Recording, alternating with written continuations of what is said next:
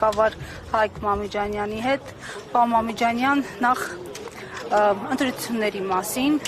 սկսենք հենց sense պարզ հարցով, սպասելի էր ձեզ այս ելքը թե ոչ։ Եկեք ես չասեմ իմ համար այս ելքը սպասելի էր, թե սպասելի չէ, որովհետև մի տեսակ այդ պատասխանը կարող են արտահայտել մարդկանց։ Ես այլ բան ասեմ, բոլոր այն խախտումների մասին, որոնք բարձրաձայնել են իմ ընդդիմադիր գործընկերները, վստահ եմ, որ բոլորը տեղյակ եք, բայց այս աղմուկի մեջ մի տեսակ առանց ուշադրության մնաց ԵԱՀԿ ժմիկ նախնական զեկույցը, որը մեղմ ասած չի արտացոլում իրականությունը, բայց այնտեղ կան շատ կետեր, որոնք ակնհայտորեն գրված են այն պատճառով, որովհետև հնարավոր չէր ուղղակի չգրել։ Հստակ գրված է, որ այն սոցիալական աջակցությունները, որոնք իշխանություն կոչեցյալները տրամադրել են նախընտրական շրջանում, խախտում է։ Հստակ նշված է, որ Փաշինյանի խոսույթն է խախտում։ Հստակ նշված է, որ առկա է թիրախավորում, առկա է հատելության խոսք եւ այլն, հեվեռացվածություն, ոնց որ մի քանի տեղ հատուկ գրվում է։ Դրա նախաձեռնողը իշխանություններն են, դրա նախաձեռնողը իշխող մեծամասնությունն է։ Ուստի սա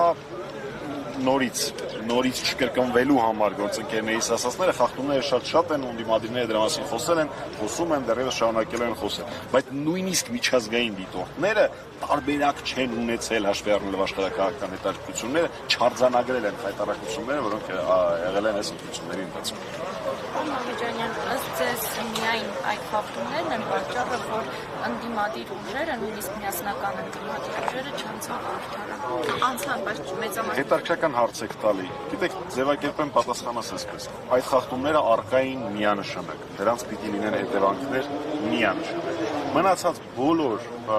խնդիրների հետ կապված, կարծում եմ, որ բոլորս էլ անելիքներ ունենք, բոլորս էլ հետևություններ ունենք անելու, ու դա նորից եմ ասում, ոչ մի կապ չունի, խախտումները այո եղել են, այդ խախտումները այո ազդեցություն են ունեցել, դրանք անթույլատրելի են, ու դրա հետևից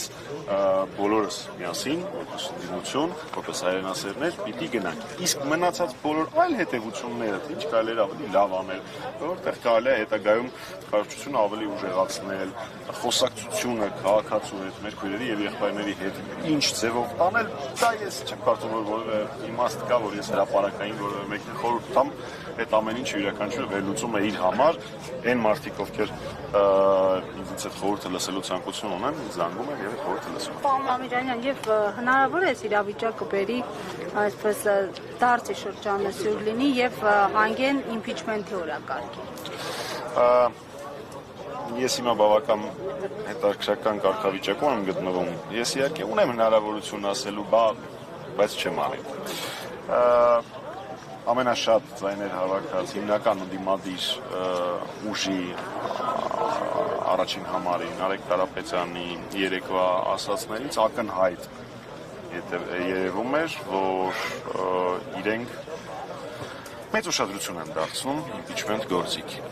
Մամիջանյան, օրակարգում ամենաառաջնային հարցը վերցնել մանդատները, թե չվերցնել դուք որպես ներկապահին խորհրդարանում պատգամավոր, ինչ դիտարկում ունեք, ինչ կարծիք ունեք այդ հարցում։ Կրեք, բայց նույն պատասխանը պիտի տամ։ Ես չեմ հասկանում այն մարդկանց, ովքեր գործընկերներին հրապարակային են խորհուրդներ տալիս։ Ես իմ խորհուրդները տալիս եմ անձնական զրույցների ժամանակ այն մարդկանց, ովքեր խորհուրդը հարցնում են։